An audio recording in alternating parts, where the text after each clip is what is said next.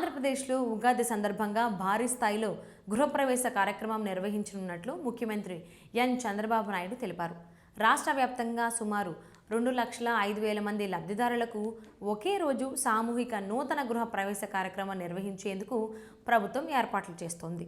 లబ్ధిదారులకు అధికారిక సమాచారం స్థానిక ప్రజాప్రతినిధుల ద్వారా అందేలా చూడాలని అధికారులను సీఎం ఆదేశించారు.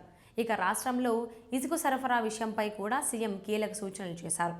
ప్రభుత్వం నిర్ణయించిన ధరలకే ఇసుక అందుబాటులో ఉండాలని స్పష్టం చేశారు. ఇసుక ధరలపై ప్రజల నుంచి వచ్చే ఫిర్యాదులను వెంటనే పరిష్కరించాలని అధికారులకు సూచించారు.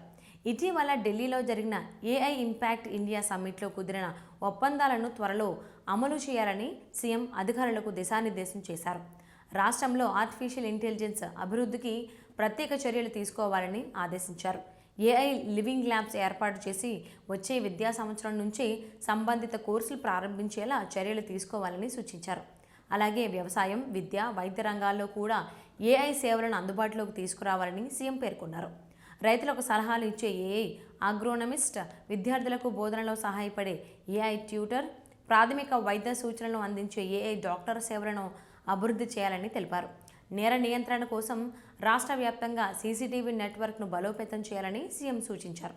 ప్రత్యేక యాప్ ద్వారా దాదాపు 14,000 సీసీటీవీ కెమెరాలను అనుసంధానించి నేరాలను ముందుగానే గుర్తించేలా చర్యలు చేపట్టాలని ఆదేశించారు.